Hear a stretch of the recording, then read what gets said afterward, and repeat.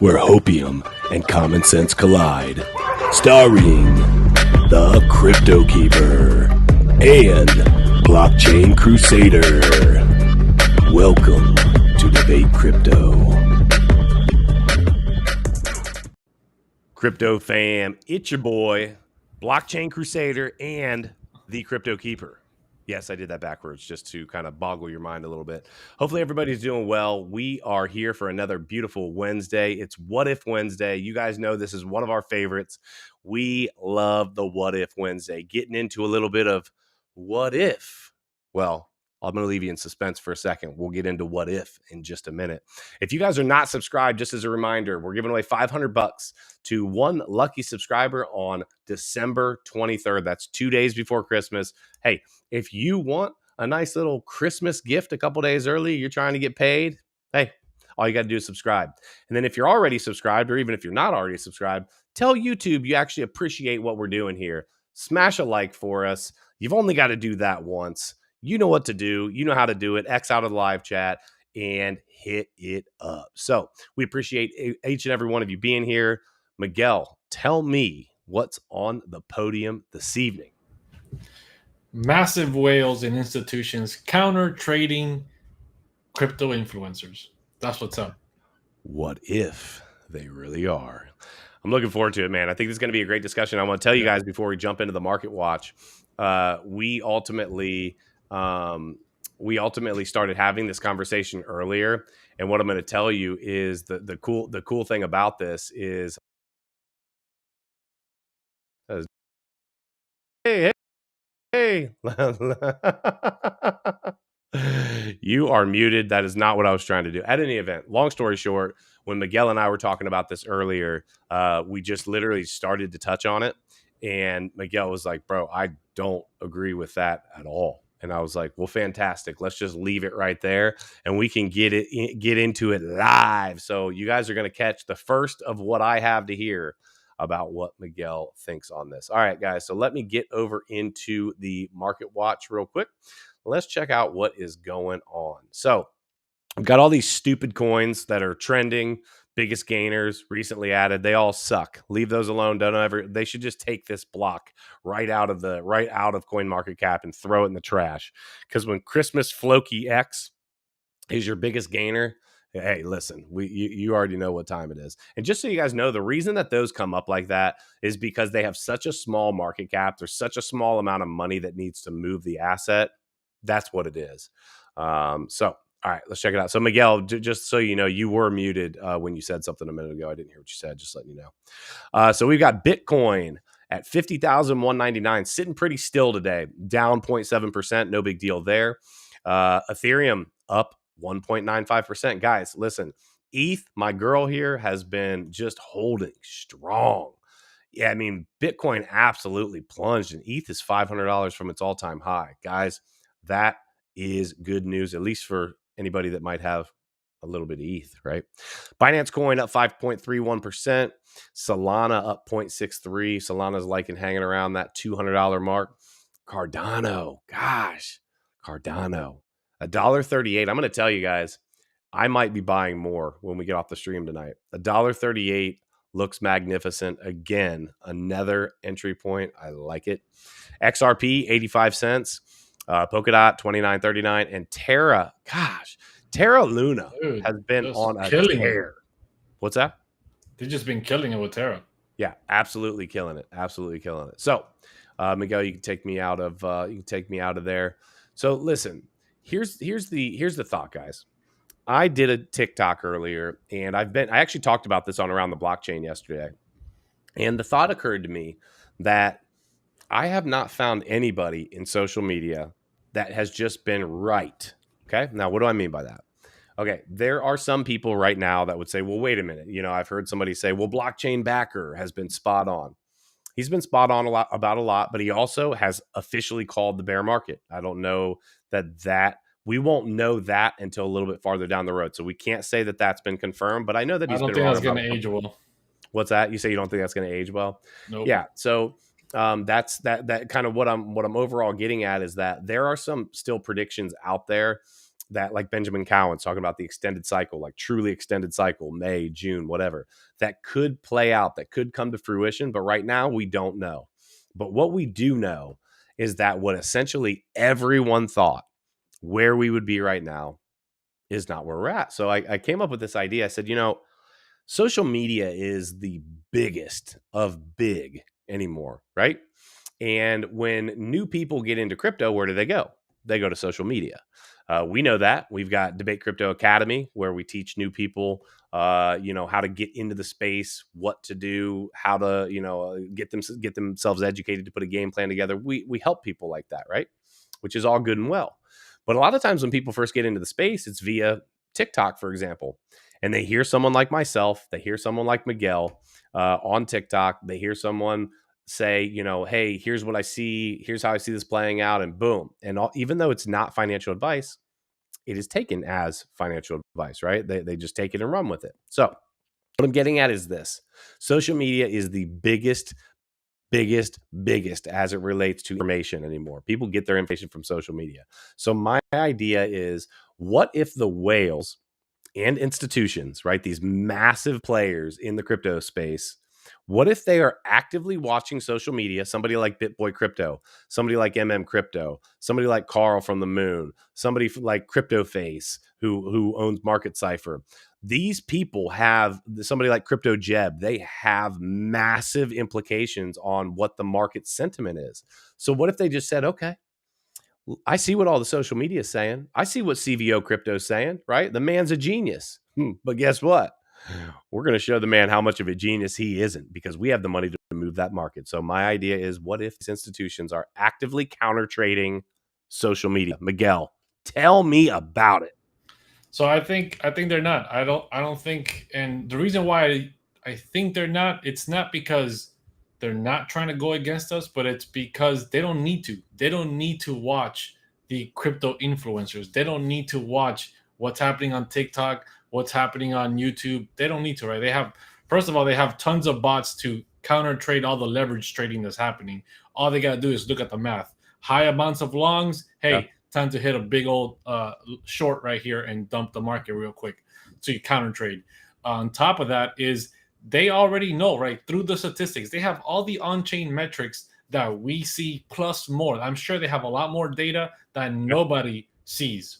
Yep. So with that alone, they understand that most crypto influencers, right, they understand most people just go based off what the historical patterns are for Bitcoin, because there's such little bit of data. Yes, dude, there's such a little bit of data. It's not like the stock market where you're gonna look back at the historical stock market forever, right? Bitcoin has 10 years worth of information, and you just look at that, and we've all based our thoughts on 4-year cycles. December, parabolic. The influencers you're saying are looking at cycles, are looking at the history? Everyone that's outside of institutions and whales are based off the 4-year cycles, right? The basic historical data. So they don't need to see what we're saying on social media. They don't need to care if BitBoy calls for 300 or if CVO calls for 250. That's irrelevant to them, because they know what we're basing any of our thoughts off of already. So all they need to do is break the cycle. Here in this moment of the cycle, we're supposed to be going up. We're going to go down. In this moment, we're going down in the historical patterns. Well, now we're going to go up. So it's that simple. So basically, I don't know that I think it's that simple, but basically what you're suggesting is that the people that do listen to myself, to you, to some of these other social media influencers, I hate that name, but we'll call it, that's what the word that is used. You're saying that because we have gone off of historical facts, that even if they're listening to us, by virtue of that, they are going off history, is what you're kind of getting at, right? You're saying if they listen to us, we are going off of history, and then therefore that's all they need to look at is the charts, right? Yeah, they don't need to watch online content to know what's going to be happening or what's in the mind, right? Trading is all about knowing the psychology of somebody else, right? It's just like playing poker. It's not about actually knowing what that other person's hand is. It's just about psychology, making them think you have a better hand, or trying to get some kind of idea of what the hand is. But you don't need to go up and see what their hand is to make your next move to win or lose. So then let me ask you this. So we've got the stock to flow, which Yeah, ultimately looks like it might be tossed out the window. We'll see, right? yeah, yeah, Ultimately, right now, it looks like it's just not going to play out. It had been really, really close up until recently, right? yep, yep. Um, but here's where I kind of get off with that idea.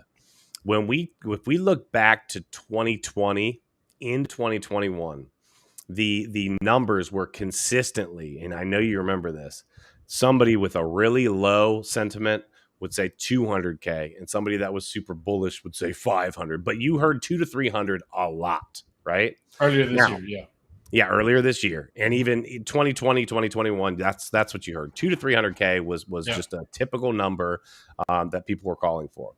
Well, as we got farther and farther into the cycle, and that number was not happening, that number shifted to 100. And here's kind of my Mhm. thought why I think they're paying more attention than maybe you think.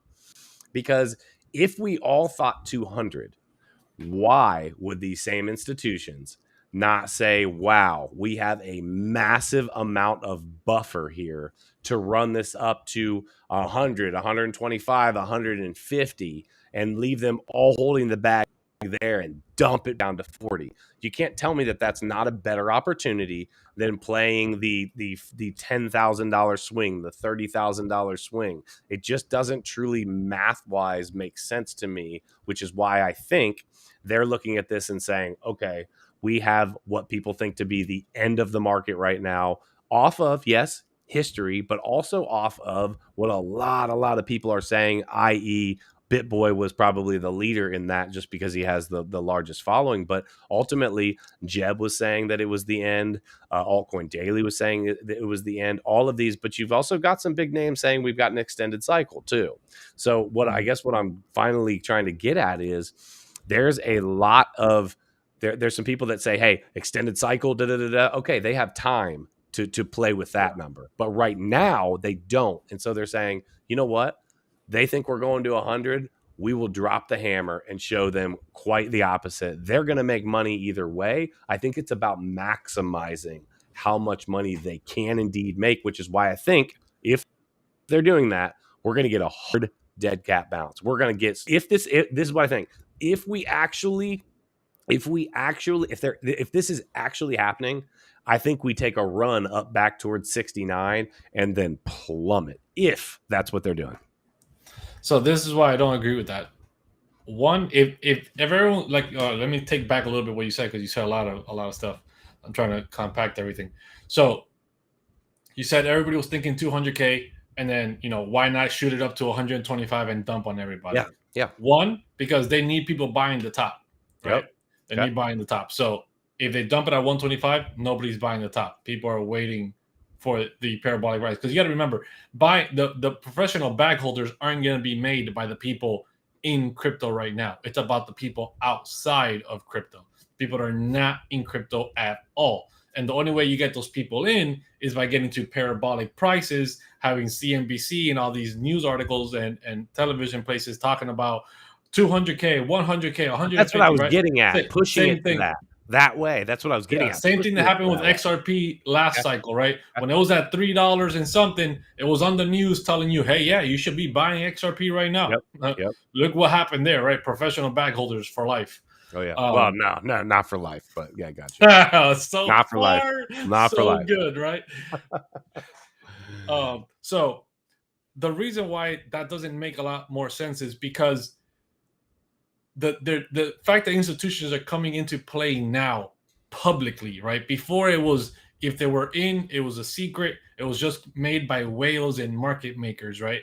Now that institutions are actually coming out, we're having nations adopting crypto. We have ETFs being approved in Canada and other nations, right? We have the whole spot ETF coming about here, being talked about. We had the Congress meeting today, right, Yeah. about crypto.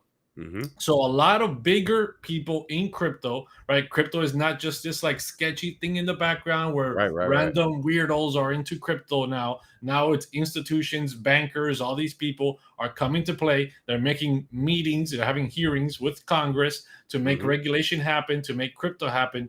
And institutions have not fully packed their bags. That's the problem. Okay. Right? Because due to regulation, they probably can only buy so much and hold so much for so long before having to, sell some, get rid of some here and there. Whales are not all the whales are not institutions, right? The No. majority of whales are just people. Right. So I think that the extending the cycle, making people believe that yes, because right now they're going to make you believe we're into a bear market, right? Right now we have in our mindset is we go parabolic December, we go into bear market coming next year. Oh wait, parabolic rise isn't happening in December. We must have topped out. We must be going into a bear market already. But I don't Right? hear a lot of This people. was I the don't hear a top. lot of people saying that. I hear one person really calling that right now, and it's blockchain backer. I haven't heard anybody else truly say bear market. Have you? They're not calling bear market because they don't know what they don't know what to say right now, right? We've been wrong so many times. People Yeah. are cautious about what they're saying publicly, like Yeah. on YouTube, like yeah, we're in a bear market, or yeah, we're Right. in a bull market. Everybody Right. is cautious Yeah. about that. So everyone is trying to just see the next couple of weeks how it plays out before they make a definite answer. But in our minds, most people are shaky right now. They Yeah. don't know what's going on. And most people are thinking, well, maybe we did top out, or maybe things are going to get bad because of geopolitical situations or whatever. Maybe I should start taking some profits. Yeah. In the background, institutions are making sure that this regulation goes through. A lot of things are prepped to happen in 2022, which makes a lot more sense as the cycle is extending, making people think I should take profits now, make sure I secure my profits. And in reality, might have a bigger parabolic movement later next year. Just this breaking of the cycle already has everybody doubting Off crypto. kilter. Yeah. Yeah. And Yeah. making sure that they were thinking about selling. So I totally agree. I totally agree with that. I guess why my thoughts go there is that. So first of all, I want to address this. Bobby, part of the DCA fam. What's up, Bobby? Glad to see you here this evening. She said they don't have time to do social media or follow small accounts. So I would definitely disagree with that for a couple reasons. One, social media has been proven to be the most effective way to advertise, period, end of discussion now. And so if you don't think that these news outlets, if you don't think any of these big players would utilize the very best way to advertise, I just totally disagree, because they do, right? That's a I mean, fact. they That's what use they it for use. advertisement, but I don't believe they're using it to see what the crypto influencers, content creators are saying about crypto. They don't need to. They have data to go based off of, right? That is Yep. the purpose of social media, is to gather data on Yep. its people to then make decisions. So with that aside, right, they already have all the data of what's happening in the markets, what's expected to happen in the markets due to the cycles, right? The same analysis that CVO, BitBoy, and everyone else is out there making, crypto Jebb, whatever, are saying, hey, this is happening here. There's a wedge here. There's a channel here. They see that just as well as I any agree. other No. crypto I analyst. agree. I agree with that. But the reality is this. Check this out. Let's use three names that we've just used. Let's use Jebb. Let's use BitBoy, and let's use CVO. Okay. Yeah. All three of those have different thoughts on what's happening. Okay. Okay. So let's talk about them. So, and none of these have been correct so far. CVO called for, and listen, you can't be. First of all, let's just say this: nobody in the crypto space knows what's going on. So we've been very clear about that, right? When we talk about this, we are speculating just like the next channel, right? We Yeah. have fun with it. We do a lot of research. We do believe what we say when we bring stuff out, but we also bring stuff out to just get your mind, it's debate crypto, right? We want to have a conversation on some of this stuff, but so you can't expect to be right all the time, because it just doesn't happen. It's not real life. It's Especially when it impossible. comes to investment. To be It's a impossible. trader, it's impossible to be right 100% It is of the time. impossible. But you had CVO thinking that we were going to 100, dropping back down to 70, and then up to 250. Now, has that been truly invalidated yet? No. Would it take a absolute insane? The time frame has. Right? Well, right. But Yeah, the time frame has. Could it still happen? Sure. Could that time frame stretch out? Absolutely. That's what he thinks.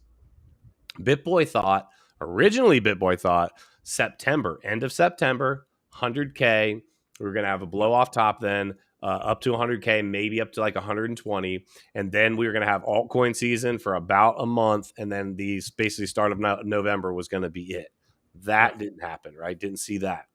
Then you had Jebb thinking that we were going to 100 by the end of December, all right, and calling for I think 80 or 90 by the end of November, if I can remember correctly. I think it was 80. I think, at any event, and then ultimately continuing to run a little bit farther, a little bit longer. The reason that I'm suggesting what I'm suggesting is because they do have all of the data, right? I believe that a data set, right? A big data set now is what's the market doing? When I say the market, I'm not just talking about a chart that they're looking at. What's the sentiment? And the sentiment anymore is social media. And if all of social media said, you know what, we're in a bear market right now, I could see this thing taking off faster than freaking anything, because it doesn't benefit them not to do it. And the majority of the people that are coming into the space now are via social media, which is who they need the bag holders to be. So the narrative has to push opposite of that, or it doesn't work out for these whales. It doesn't work out. It doesn't have to be that black and white. It doesn't have to be the opposite.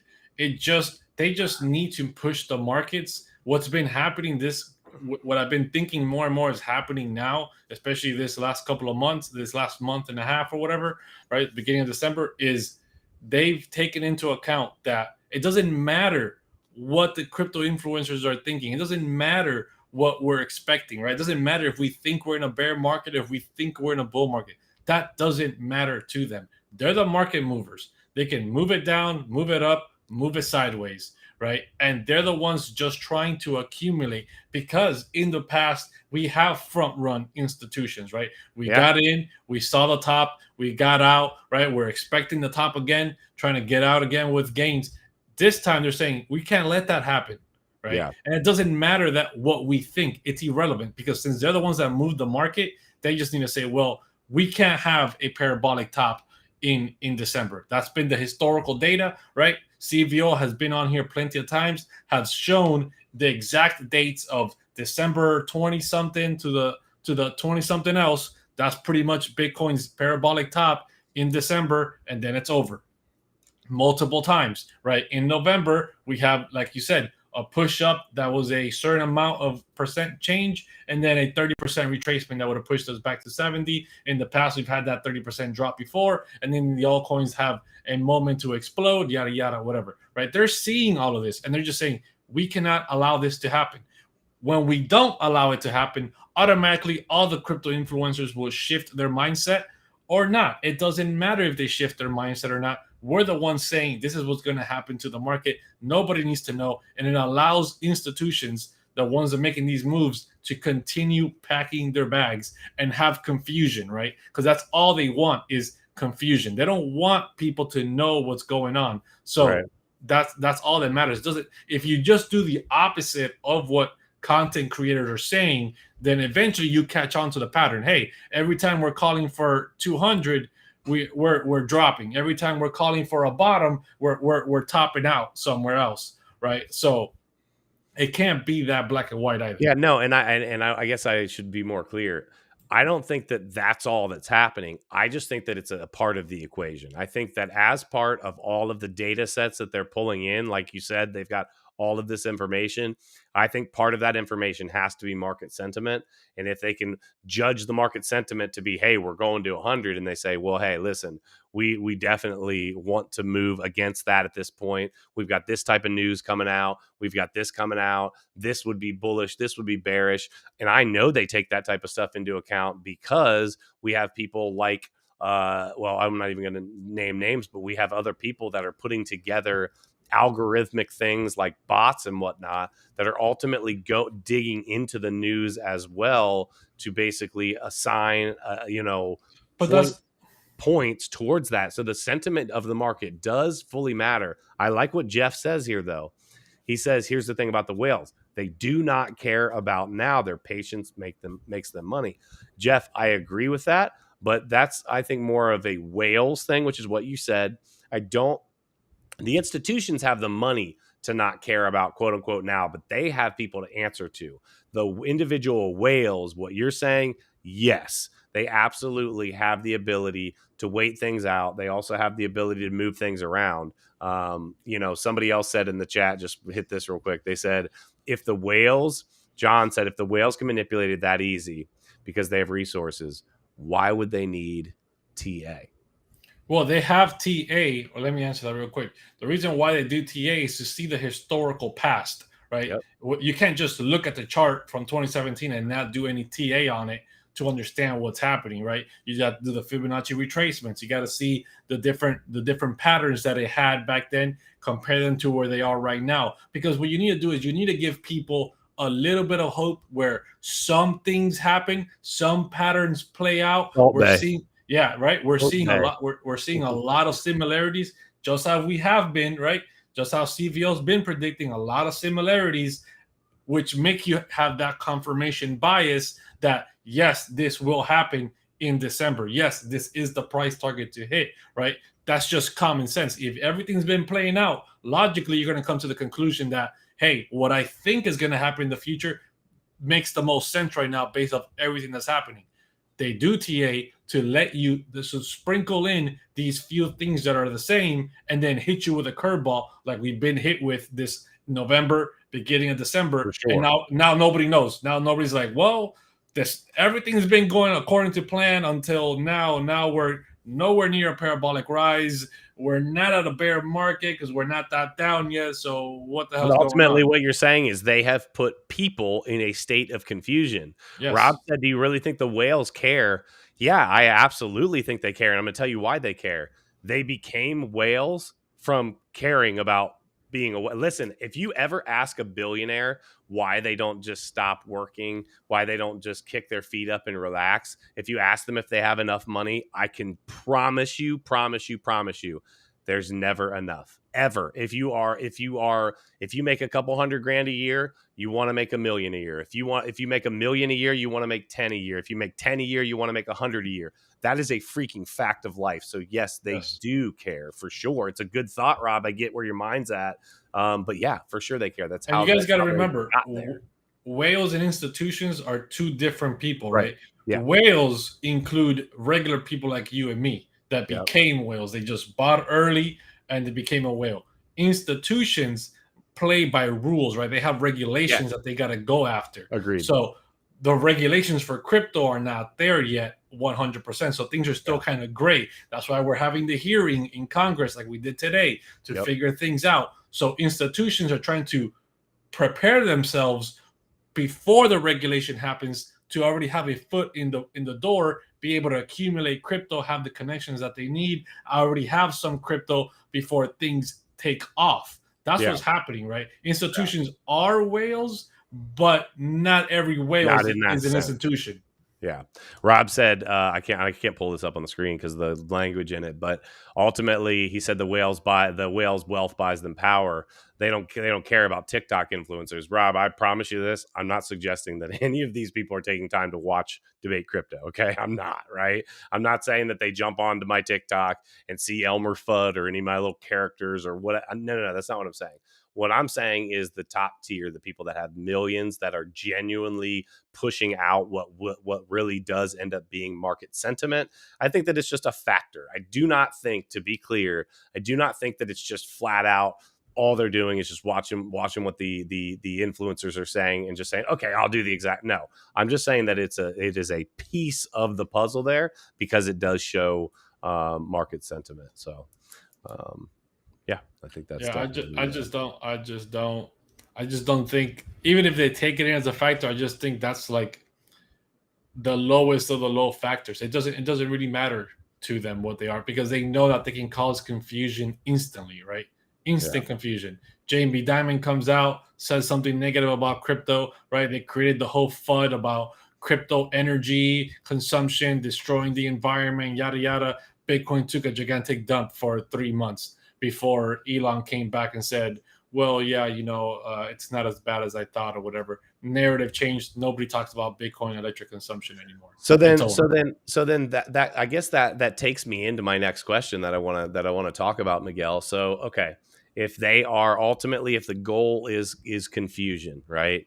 Where do you see this? Where do you see this heading from here? Whether they take into account whether they're truly counter trading us or not, right? When I say us, I'm just talking about the social media market Yeah. as a whole. Um, so if confusion is the goal, and they currently have people confused, because even the Yep. people that are as sure of themselves as possible would be lying to themselves if they told you that they weren't like, what is going on here? Because this just doesn't line up. This doesn't make sense. So they've Yeah. achieved that.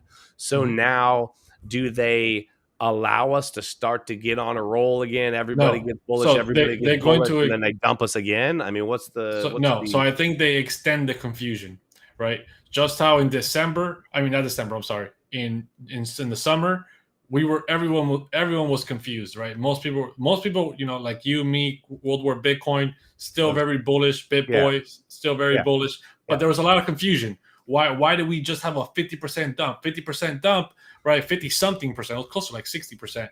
Yeah.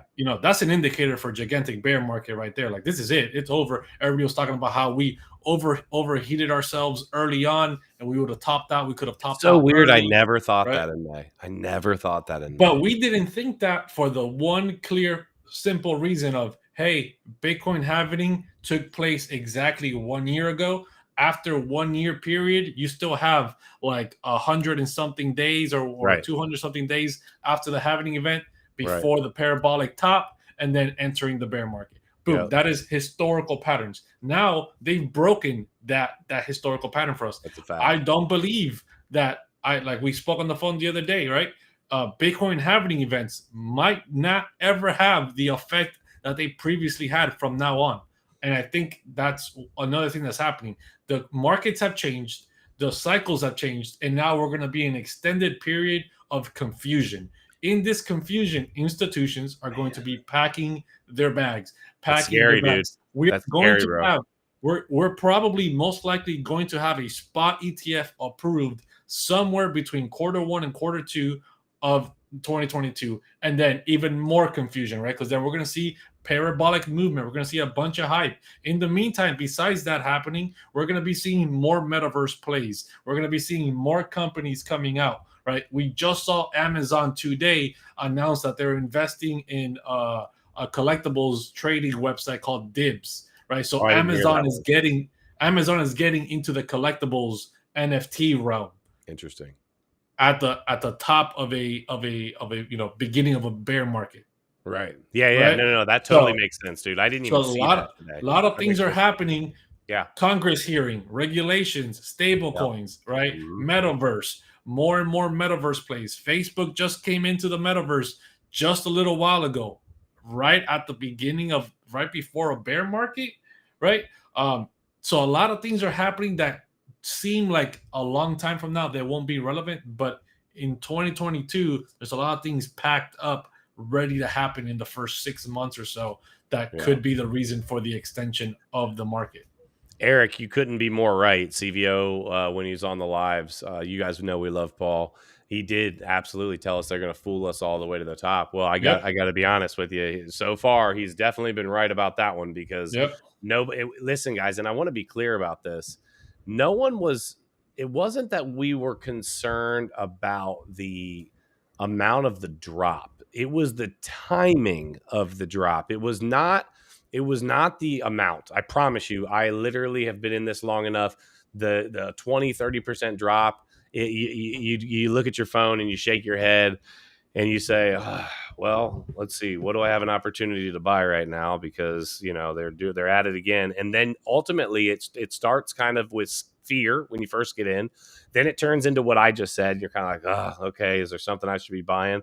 Then it turns into, man, heck yeah, this is a freaking great opportunity.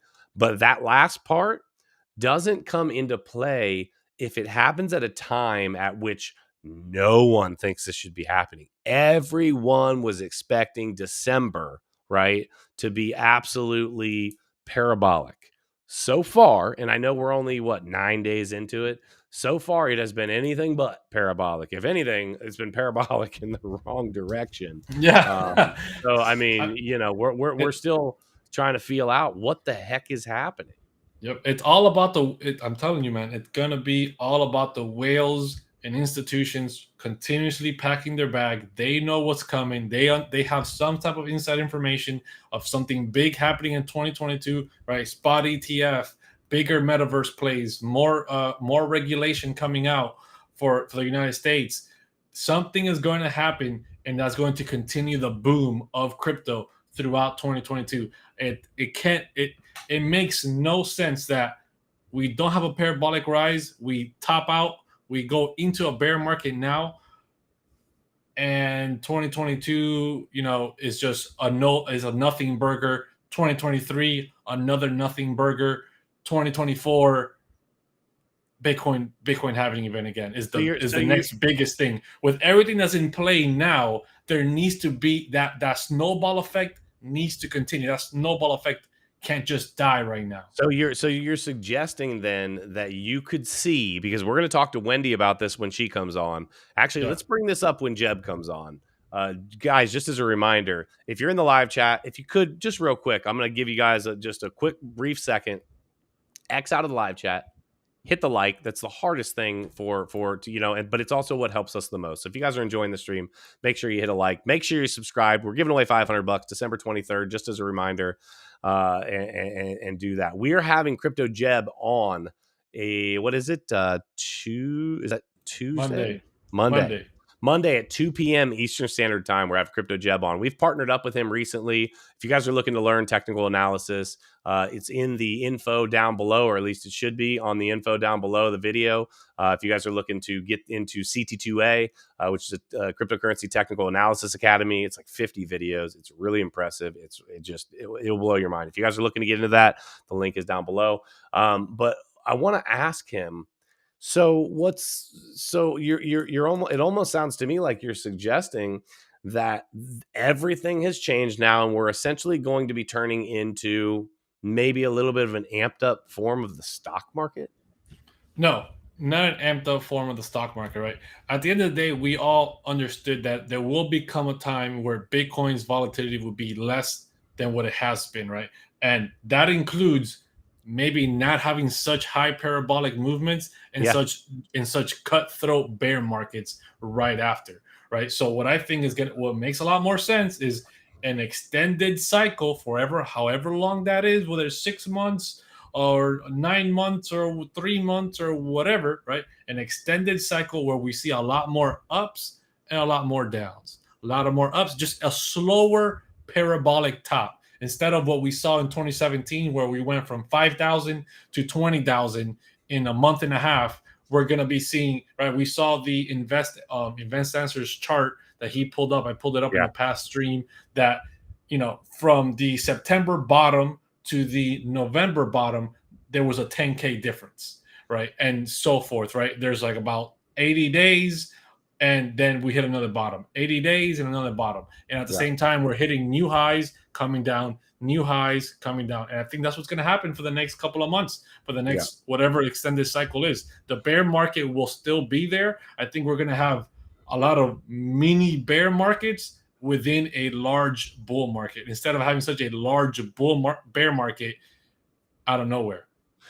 So two things I want to address. First thing, I want to address one of the things in the chat. Rob, just so you know, he doesn't currently have something that can help the academy. He doesn't have a course. So that's the answer to your question. He doesn't have a course. We've talked to him about this, so don't worry. We've got that handled and under control. Appreciate you though. Second thing is, Miguel, my problem with what you're saying is that if indeed we start to do that, people are going to get hip to that, and they are going to indeed start doing what we've been talking about doing all along and start laddering profits. If genuinely we start to just really do these more slow movements, people are going to be losing less and less and less money, and you're going to have less and less and less true bag holders if we don't have those big movements. Why not? Nope.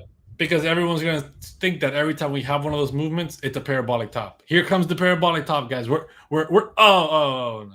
But so that's what I'm saying. That's why people are going to play more short term and take a little bit of profits, take a little bit of profits, take a little bit of profits. But that's where it's also you're not realizing eventually these prices are still moving up. Eventually you will be priced out. Eventually you will not be holding a large amount of crypto. You're going to be holding a small amount of crypto, maybe worth a lot, but a small amount of crypto. And that's kind of how they want it. They want you holding a small amount. A few of us are going to get out there with, a decent amount that's worth a lot of money, but you're not going to be holding a great majority, right? It's kind of almost like filtering out to make sure that you're only living off the crumbs and you're making some money and you're holding up a decent portfolio. But most people will get caught selling bottoms and buying tops. That's the reality of it, because Well, that's most people just won't. crypto. That's investing. I mean, that's But that's a that's the fact just problem, right? about This anywhere. extra level of confusion with extended cycles, having little mini tops and mini bottoms and whatever, is going to catch a lot more people buying tops and selling bottoms. And people are just going to be confused, not be able to make money with crypto, not understand what's going on, get frustrated. And in the meantime, institutions are packing the bags, packing the bags. I think it's going to take time if we indeed get a change like you're talking about right now. I think that it is going to take a lot of restructuring of what people believe they can or should be Yep. doing in crypto, because up until now, it has been more of a lottery ticket type, enter into the market because all of a sudden I'm going to be a millionaire tomorrow type of mentality. If that starts to go away, now all of a sudden the structure and the game planning has to change on everyone's part, right? And so Sayer says, does anybody think our bear cycles are going to get shorter? Well, sure, yeah. Yep.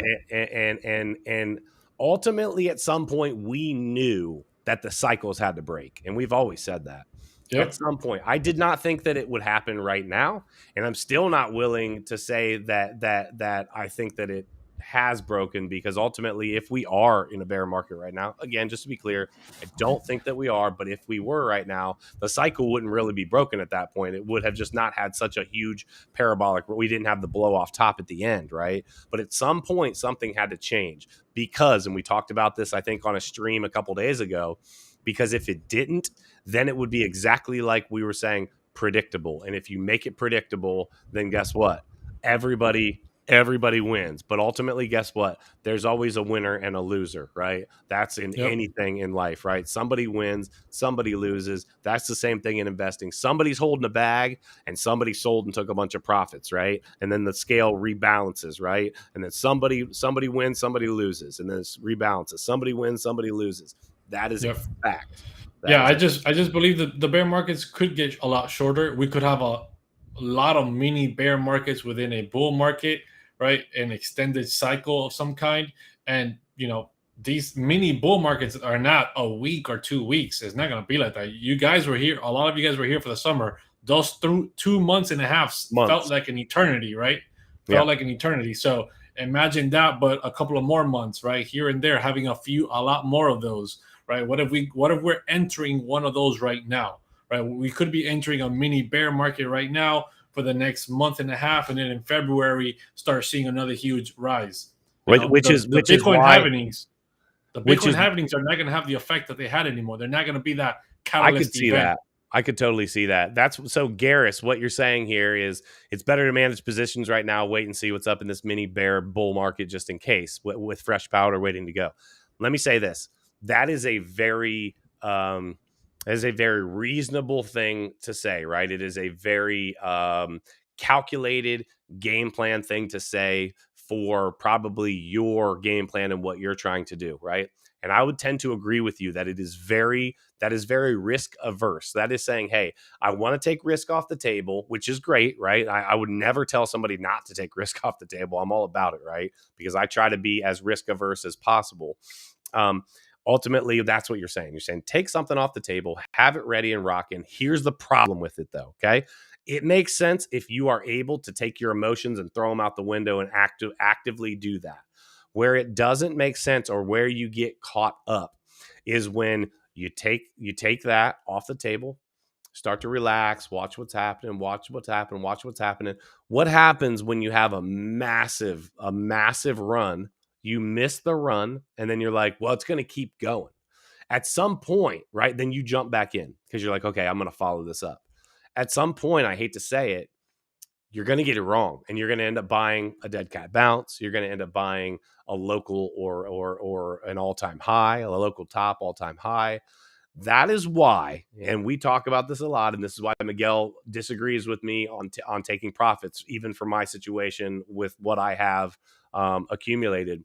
That is why Miguel believes that literally they want to flood you out or scare you out or what, however they do it, they want to get you to sell because long term they want you to not be holding a lot. So that is why Miguel is under the impression that, hey, unless you absolutely have to take profits in your situation, your best thing you could ever do is just continue to accumulate. And it's a hard argument to come up against because the reality is, depending on what you've been able to accumulate, it is a very not risky thing to do. The problem with it is if we do continue to get big swings, you can really miss out on a lot more accumulation, right?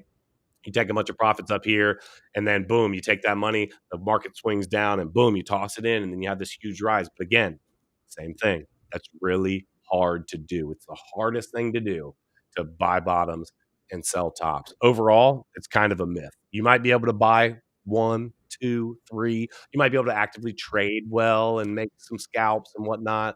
But the reality is, long term, I do agree with Miguel on the fact that the most risk averse way to do this is to accumulate dollar cost average for the long haul, take loans against your assets. I mean, there's just nothing wrong with it. Yeah, I feel like what they're trying to do is they want people to be focused on trading. They want people to move away from the HODL mentality. The HODL mentality, it is dangerous, right? It is a threat to the US dollar. It is a threat to institutions, right? Because that way they can't get you out of your money. They can't steal your crypto and then take it for themselves and then sell it back to you at a premium, right? Hodlers don't fall for that, right? Well, who falls for that? Traders, right? Or at least people that think they're traders. Yeah, because that's the biggest problem. we can't call these swings. It's you might be able to actively trade and do well a percentage of the time, but the reality is we don't know. Or if we did, we would have all said, "Oh, okay, well, we've got a big drop coming on December 2nd or whatever day." I mean, yeah, I think trading is going to get a lot more unstable. It's going to be a lot more difficult to do. And the biggest problem is crypto attracts a lot of young people. It attracts a lot of new people into investing because of the promise of so much money, making life-changing money, whatever. So people jump into crypto for that reason. They don't jump into stocks, right? Because they know stocks are not going to make them rich. So if they buy a stock, they might buy one or two here or there, hold it for a couple of years, no big deal. Set up their 401k, which is a passive income. Just throw your money in there. Don't sell it. Hold it for the next 20, 30 years before you retire, yada, yada. Hot crypto, you jump in, you hodl for the next couple of years, you could be making life-changing money. They want to move away from that mentality, right? And they want to move towards people in crypto taking the risk of, hey, I'm going to be selling here, and then I'm going to buy here. I'm going to sell here and buy over here. And then in the meantime, you're going to be buying tops and selling bottoms. You're going to be losing your crypto holdings. You're going to be holding less and less and less crypto at the long term. Yes, dollar amounts might be high, but crypto amounts, right, will be a lot less. So Bitcoin will always be one Bitcoin. Yeah. So the many Bitcoins you have, the many ETH you have is better than the dollar amounts, right? You can have one ETH that's worth $1 million. Congratulations.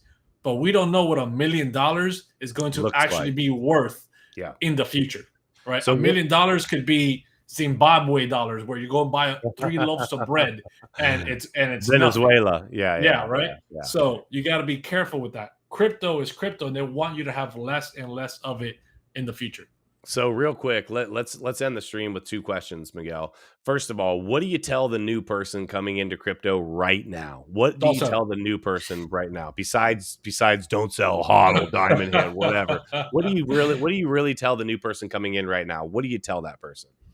Honestly, what I tell everyone when they're trying to get into crypto is the first 12 months is just learning.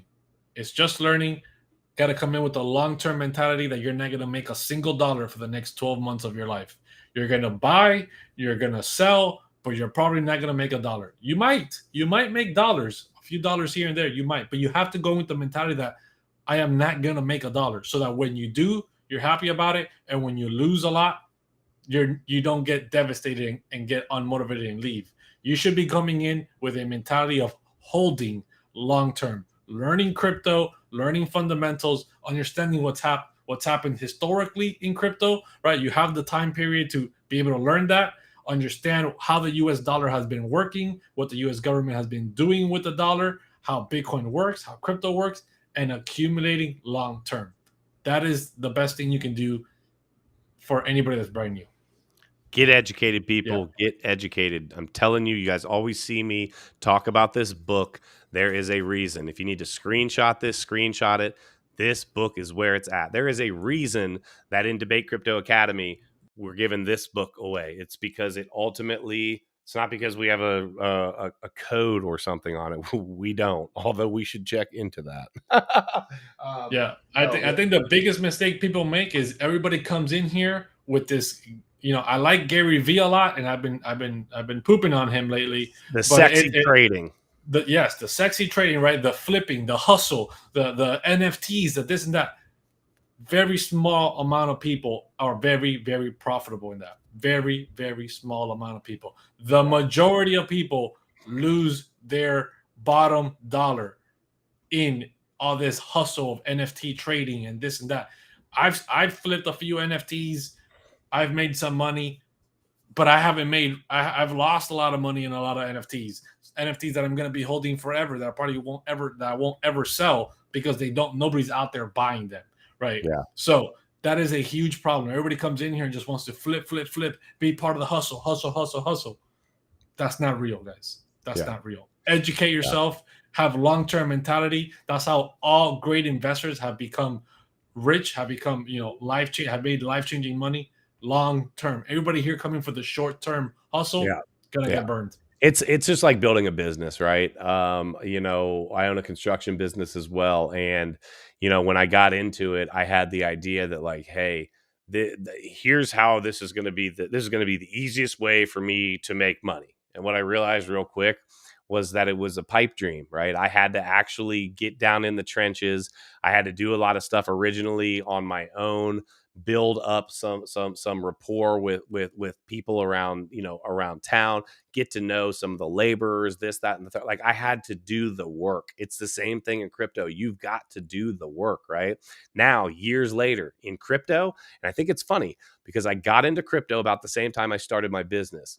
And my mentality with both has been the same. Work your butt off and be patient, right? Guess what? It's paid off on both fronts. Incredibly successful business, right? Crypto has been incredibly successful. I'm not telling this to, pat my own back here. What I'm trying to say is that patience, there's a reason why you hear the annoying saying, patience is a virtue, right? It's like, shut up, right? But ultimately, it is, right? Yeah. Patience will ultimately pay off, especially when it comes to investments. There's a reason why a whole lot of people, like when they retire, have a nice amount of money, right? Because they freaking did whatever they did investing wise for a long time. If people weren't patient, you would never make money on compound. You need time. Time is the most valuable asset on planet Earth. And not Wonderland time. Not Wonderland time. Exactly. You need it. You need it. Before we jump off, let's answer Ken's question. Miguel, hit it.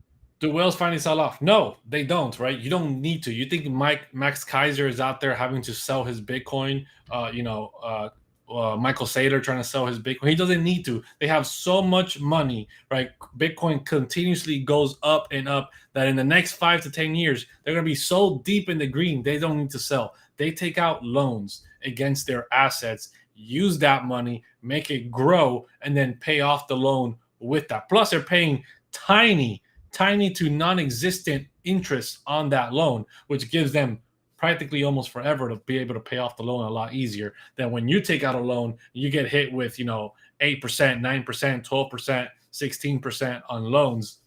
It's a lot harder to pay off. You can't take out a $100,000 loan with 16%. You're going to have a hard time. You're going to struggle it doesn't to pay that off. Right. So Doesn't work out very well. They don't have to sell off. They really don't. Any wealthy family that has been wealthy from real estate, has been wealthy from oil, they don't sell their assets that they've bought with that money. They just they literally live off of it, and they just cycle, rinse and repeat, and they pass it down generation after generation. Yep. That's a fact, guys. So listen, if you haven't learned anything from the stream tonight, right? The one thing Great comment right here. the one thing we need to learn is, well, shoot, I'll run it in with this. Eric says we need to stop talking about how I hold X amount of dollars worth of BTC and think I hold this number of BTC. That's a fabulous, fabulous way of thinking, because the reality is, think about it. Actively, the US dollar right now is losing. Now, this is the statistic. The statistic is like 6.5%, right? I don't even know whether I truly buy in. I think the number might be a lot higher than that. But statistically, you're losing money. So every time you say, oh, I hold this many dollars worth of Bitcoin, ultimately that number could, listen, what if we were talking about in Venezuelan, right? Whatever, I forget what their money was, but ultimately at some point they were making purses out of their bills and selling the purses for less money than the bills were on the purse, right? That should tell you something, right? So that you're totally right. You're totally right. But ultimately, guys, listen, we are here to try to help you with your foundation as it comes to crypto, right? We want to educate you. We want to be able to be here for you. You hear us talking about Debate Crypto Academy all the time. It's not just because we want to shill something that we have for sale, right? Ultimately, we have that, and just ask any of the members. We do seminars every single week. We do now multiple different like rooms, which are like mini seminars throughout the week. You have full on access. Ask anything you want. Between Miguel and I, we've got over 10 years in the crypto markets, which I think is very beneficial. We all work together. We're building guilds for ultimately some play to earn gaming. It's awesome getting together with because there's a lot of people there's a lot of people in the academy that are incredibly smart. We've got one of the guys in our group has got a whole bunch of mining rigs set up. He is staking and yield farming and has all of these different things going on, and has been doing very well. We have other people getting into things like VVS. That's what it's called. Yeah. VVS. Yeah. Getting into and, started talking to us about that. And so ultimately what I'm saying is we're working together as a unit and everybody wins, right? So we want to educate you. Everybody wins if we can all work together to do that. Guys, if you didn't X out of the live stream and hit a like, I'd appreciate it before we jump off here. We definitely helps tell YouTube that you love us. But if nobody's told you before today, we love you. We hope you guys have a wonderful night. And until next time,